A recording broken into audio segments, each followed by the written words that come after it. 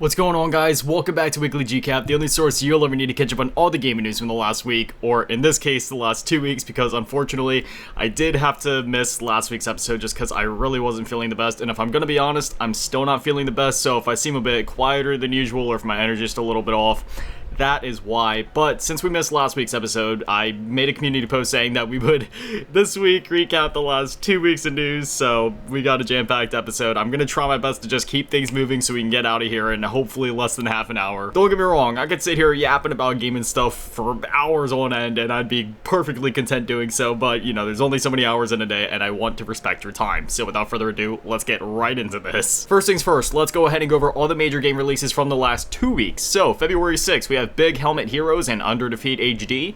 February 5th, we have Rift of the Necrodancer and While Waiting. February 4th, we have Kingdom Come Deliverance 2. January 31st, Citizen Sleeper 2 Starward Vector. January 30th, Hello Kitty Island Adventure, Marvel Spider-Man 2, the PC version, Phantom Brave the Lost Hero, and Sniper Elite Resistance.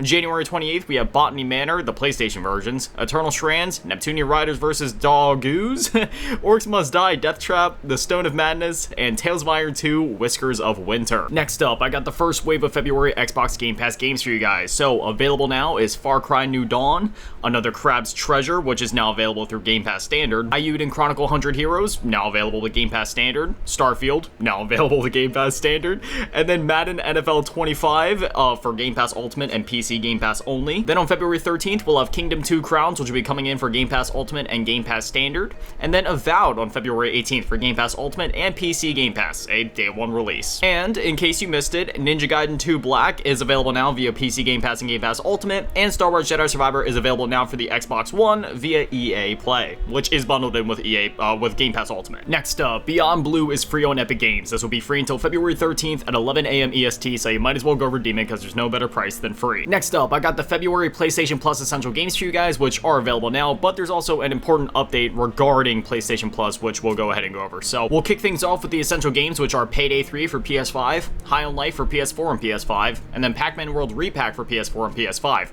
But then they have a bit of an update at the bottom, which reads, as many of our players are currently playing on PS5 and have shifted toward redeeming and accessing PS5 titles from the monthly games and game catalog benefit, PS Plus is also evolving with this trend and will focus on offering PS5 titles through the monthly games and game catalog benefit starting January 2026. As we shift to PS5, PS4 games will no longer be a key benefit and will only be occasionally offered for PS Plus monthly games and game catalog starting January 26. We may still provide titles that can be playable on both PS4 and PS5 consoles after this date. Please note this won't affect the PS4 monthly games that you have already redeemed from PS Plus. You'll continue to have access to games you've already redeemed as long as you remain a member. For game catalog, PS4 games will still be available to play until it leaves the catalog as part of our monthly refresh.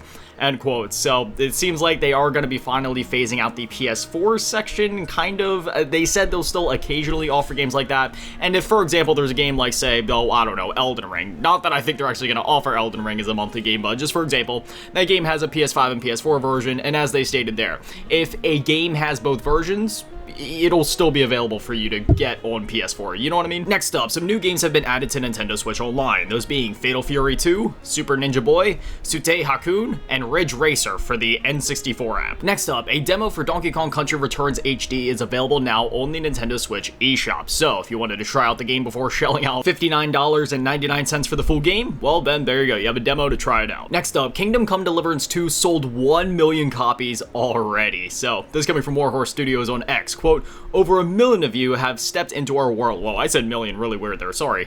Stepped into our world. We're beyond grateful for your support. Thank you for making Kingdom Come Deliverance 2 a triumph. End quote. So this is really awesome to see, because I feel like the first game unfortunately flew below the radar a little bit, but I'm glad to see the second game finally, you know, bring the attention to the IP that this IP deserves, because honestly, that first game was super underrated, and if you've played the second game but were debating the first game, I highly recommend going back and checking it out. It's constantly on sale for literal, like, pocket change, like $2 to $3, I think. Congrats to the team. Kingdom Come Deliverance 2 is an awesome game, and I also recommend checking this one out if you haven't yet. Next up, the Nintendo Switch 2 Direct was announced months in advance. So this coming from Nintendo of America on X, quote, join us on April 2nd at 6 a.m. PT or 9 a.m. Eastern for the Nintendo Direct for Nintendo Switch 2, where we will share a closer look at Nintendo Switch 2, end quote. So yeah, again, they announced this one months in advance. It's literally the beginning of February, so we still gotta wait almost 2 entire months before we can see this, but hey, at least we know to look forward to it. I just, I kind of wish they would have waited for this, because I want to know more about the system, and now they're just like, oh yeah, here's this direct coming up in 2 months. Like, come on, man, why'd you have to do it this early? Now I'm all jittery waiting for it. Next up, the ID at Xbox Showcase was announced, aka the Indie Xbox Showcase. This coming from IGN, quote, Indie at Xbox is kicking off IGN FanFest this year with an exciting new showcase on February 24th. Get ready to see trailers, gameplay, and reveals from indie studios, including Raw Fury, Team 17, Akupura, 11-bit, and many others. Highlights include the next big collab for Balatro and much, much more.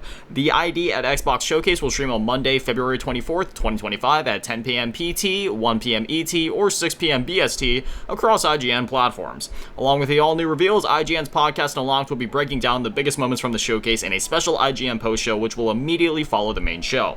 End quote. So that'll be coming up here in a few weeks, and I always like highlighting these just because there's always a lot of cool stuff coming out of the indie scene, and especially once some of these indie teams are able to get enough recognition to be featured at one of these like big showcases, I just think that's always really cool. So February 24th, once it happens, we'll do a full recap here on the show as always of everything that's announced. Next up, Dino Crisis 1 and 2 were released on GOG. Man, these games are absolute classics. Definitely check these out if you haven't played them before. But anyway, this coming from Komatsu, quote, GOG and Capcom have released Dino Crisis and sequel Dino Crisis 2 for PC via GOG for $9.99 each, or a bundle of both that is only $16.99 USD, which that's a great price for these games. But anyway, they also go on to note that the first game now supports Windows 10/11 and includes original, arrange, and PC exclusive Operation Wipeout modes. Updates feature enhanced DirectX rendering, 4K resolution support, modern controller support, and fixes for stability, transparency, and save issues. New options like VSync, gamma correction, and anti-aliasing offer a refined experience. End quote. So not only is it the classic games, but there's also a few quality of life improvements. So, for example, if you're trying to run the game on PC, it's no secret that trying to run older games on modern hardware is a bit of a headache. But now, native support here for Windows 10 and 11, which is awesome to see. And again, at $16.99 for both games, that's a steal, or even just $9.99 for each of them. Again, a steal. These games are absolutely amazing. Definitely check it out. Next up, a PC port for Rise of the Ronin was announced. That's coming from Komatsu, quote, publisher Koei Tecmo and developer Team Ninja will release open world action RPG Rise of the Ronin for PC via Steam on March 11th for $49.99. Rise of the Ronin first launched for PlayStation 5 on March 22nd, 2024. Users who purchase the PC version by April 2nd will receive the same bonus content included with the PS5 version as pre-order incentives. End quote. So if you haven't been able to play the game before but you want to get it on PC, and if there was any of those pre-order incentives for the PS5 version that might have interested you and you were worried that you weren't going to be able to get them, you will be able to get them as long as you purchase the game by April 2nd. And I also wanted to highlight the fact that the game originally launched on March 22nd for PS5, and now March 11th we're going to be getting the PC version. So it seems like even though this isn't necessarily like a first-party PlayStation game, it was technically exclusive to the platform, so it is kind of interesting seeing even some of these third-party games that are exclusive to PS5, the window of time that it takes for them to go from console to PC seems to be shrinking ever so slowly. When it comes to first-party games, not so much, but with the third-party ones especially, seems like that window of time is shrinking, so I'm wondering if that's a common theme we're going to see as this generation goes on, which, believe it or not, we're actually getting towards the latter bit of this generation now. But maybe by the time the next generation starts, maybe we'll start seeing more games that would have originally been PS5 exclusives, or at that point PS6 exclusives, be day and day. Possibly. I don't know. Just speculation on my end, just kind of noticing the patterns that have been happening lately. Next up, MLB The Show 25 was announced. That's coming from Komatsu, quote, publisher Sony Interactive Entertainment and developer San Diego Studio have announced MLB The Show 25 for PS5, Xbox Series, and Switch. It'll launch on March 18th with early access for digital deluxe edition buyers beginning March 14th. Unlike previous years, MLB The Show 25 will not be available via Game Pass. End quote. So there it is, MLB fans. You got the next game coming out in just a little over a month. Next up, a PS5 port for Forza Horizon 5 was announced. So this coming from the official Forza.net website, quote, our team is excited to announce that this spring PS5 players will be able to explore Mexico's beautiful roads and experience the Horizon Festival for the first time as we are officially launching Forza Horizon 5 on PS5. The PlayStation 5 version of Forza Horizon 5 was developed by Panic Button in partnership with Turn 10 Studios and Playground Games and will have the same content as the Xbox and PC releases of the game. Wishlist Forza Horizon 5 on the PS5 store today to stay informed about updates and release times. If you already own the game on another platform, share the news with your friends in the PS5 community and tell them to get ready to join your convoys, as crossplay will be available for all Forza Horizon 5 players across Xbox consoles, PC, and PS5. Unfortunately, again, we do not have a release date at this time, but man, Forza making the jump to PlayStation, that's huge. And the fact that there's also going to be crossplay for the game, this is definitely I mean, we've been seeing a lot of these Xbox exclusives go to PS5, and there's going to be more of these that we talk about later in the show. Out of all of Xbox's franchises, Forza was one of those where I was like, they probably wouldn't do that. You know, Forza and Gran Turismo are kind of like silent rivals in a way, but that's more like Forza Motorsport versus Gran Turismo, where this is Forza Horizon, so it's still a bit different. But man, really, there is just nothing off the table for Microsoft right now, it seems, when it comes to what games they're willing to move over to PlayStation. So I'm not saying we're going to see like Halo or Gears on PlayStation anytime soon, but I mean, it really does seem like nothing's off the table at this point, so definitely going to be keeping an eye on this one. Next up, Age of Empires and Mythology PS5 ports were announced. This coming from The Verge, quote, Microsoft is bringing its storied real-time strategy series Age of Empires to the PS5, starting with Age of Mythology Retold and its Immortal Pillars expansion pack, both launching March 4th.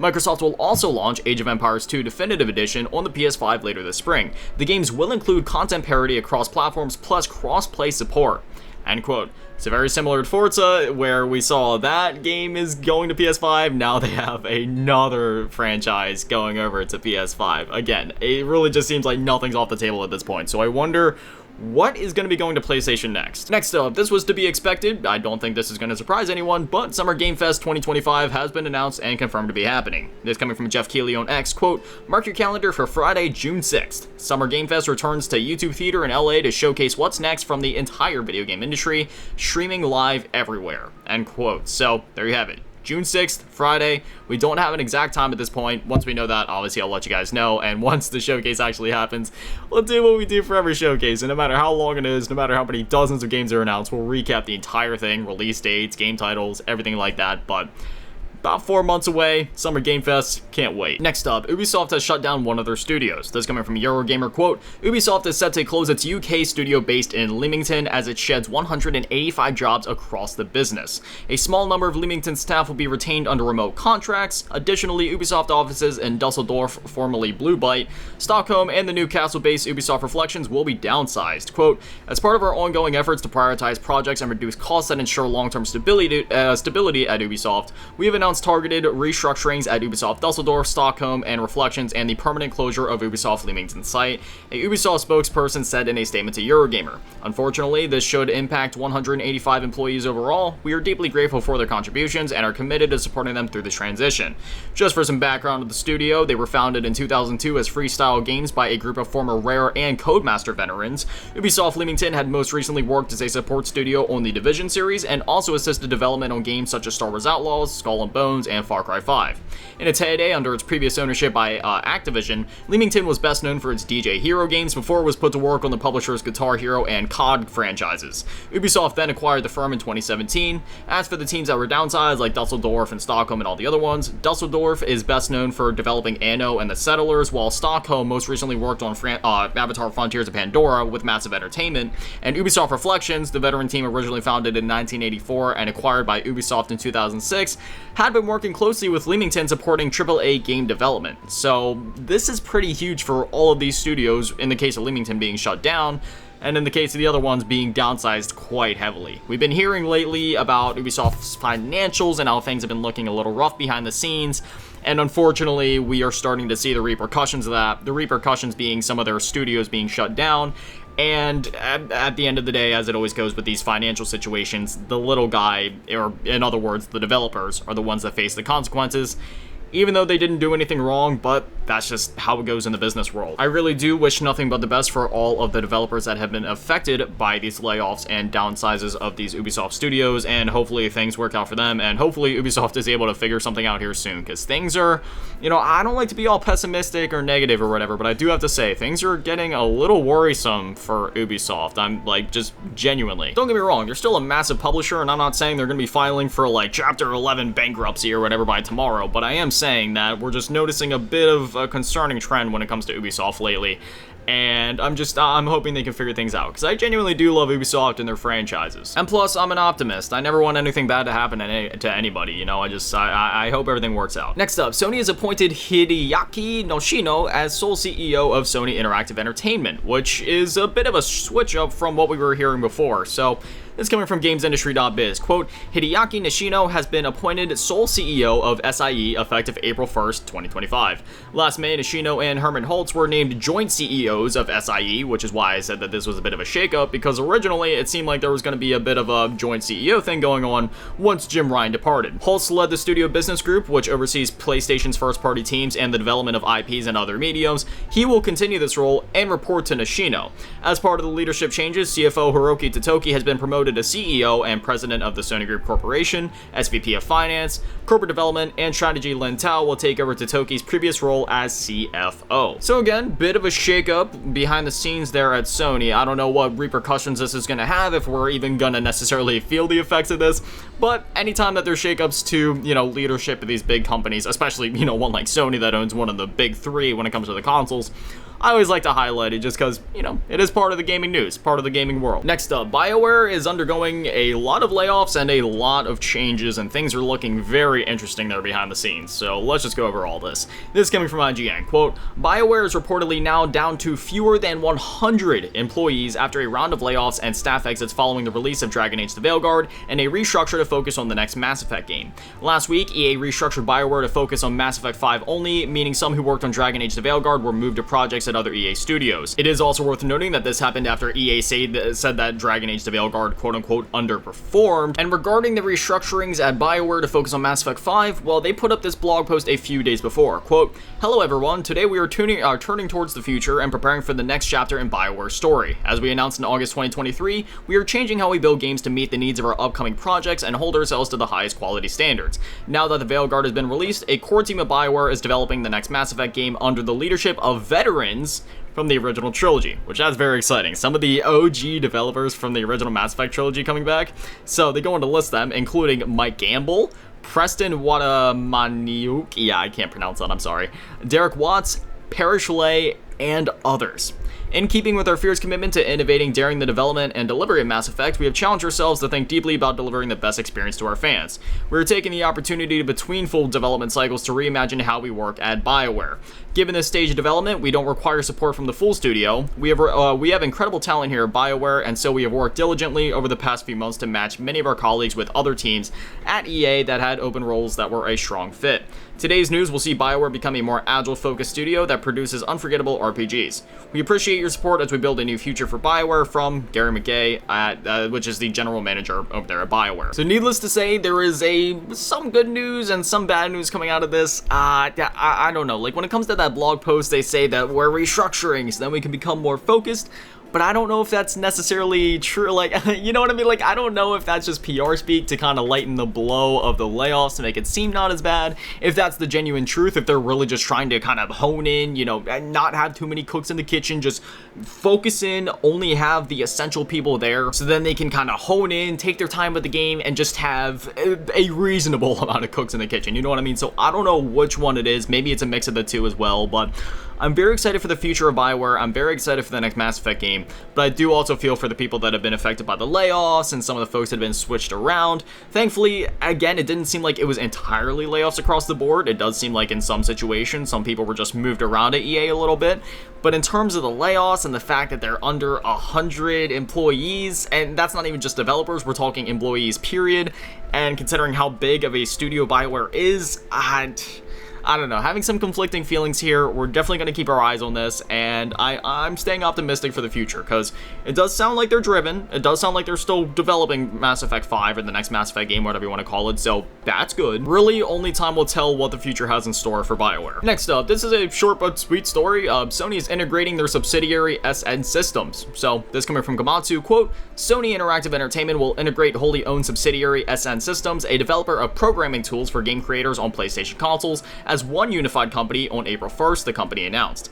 SN Systems was founded in 1990 and acquired by Sony Interactive Entertainment, then Sony Computer Entertainment in 2005. Since then, it has collaborated closely with Sony Interactive Entertainment to create software development kits and tools for PS3, Vita, 4, and PS5. Again, this story wasn't massive by any means, but it is still big enough of a story concerning some of the subsidiaries and companies behind the scenes over there at PlayStation. So, no matter how big or small the story is or how inconsequential it may seem, I still like to cover this stuff, especially if it could be relevant at some point in the future. We cover all the gaming news here, doesn't matter how big or how small. Next up, I got a recap of the Capcom showcase that took place. So this happened February 4th, and we'll just kind of run through everything now. Onimusha Wave the Sword is currently in development for a 2026 release date. Onimusha Samurai's Destiny will be getting a remastered version in 2025. Monster Hunter Wilds was shown off again, relaying the fact that it will be released on February 28th, and the second open beta test, which will feature crossplay, will take place during the following times: Thursday, February 6th at 7 p.m. PT to Sunday, February 9th at 6:59 p.m. PT, as well as Thursday, February 13th at 7 p.m. PT to Sunday, February 16th at 6:59 p.m. PT. After that, they showed off the Capcom Fighting Collection 2, which will officially launch on May 16, 2025, and will bring with it a collection of fighting games that include Capcom vs. SNK Millennium Fight 2000 Pro, Capcom vs. SNK 2 Mark of the Millennium 2001, Capcom Fighting Evolution, Street Fighter Alpha 3 Upper, Power Stone, Power Stone 2, Project Justice, and Plasma Sword Knight of Bill Steen. And then finally, they showed off that Street Fighter 6 will be receiving Fatal Fury's Mai as the latest addition to the character roster.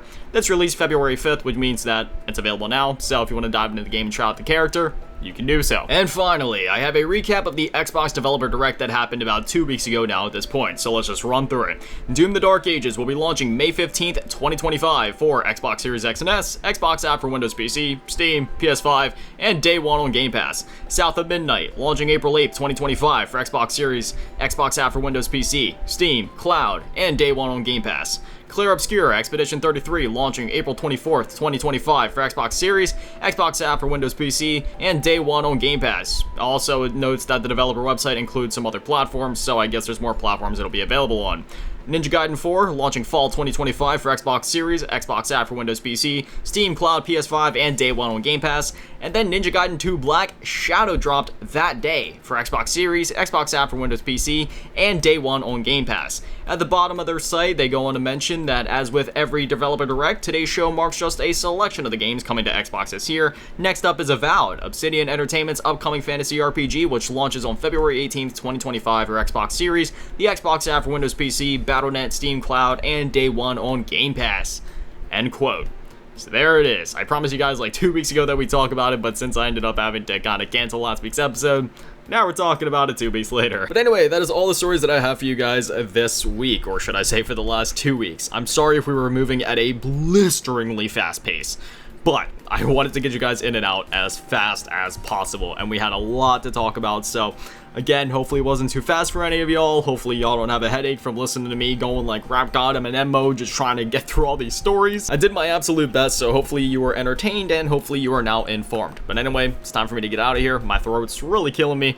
Gotta lay down and rest because I am still quite sick, unfortunately. So, with that, new episodes of WGC go live every single Friday at 9 a.m. Eastern when I'm feeling well enough to do so. If not, then hey, sometimes it might be every other Friday, and then it'll just be a mega episode like this. But normally, it's every single Friday at 9 a.m. Eastern. So, I'd love to have you here. But anyway, thank you guys for watching. Have an amazing day and an amazing weekend. Stay beautiful. I love you all. Peace.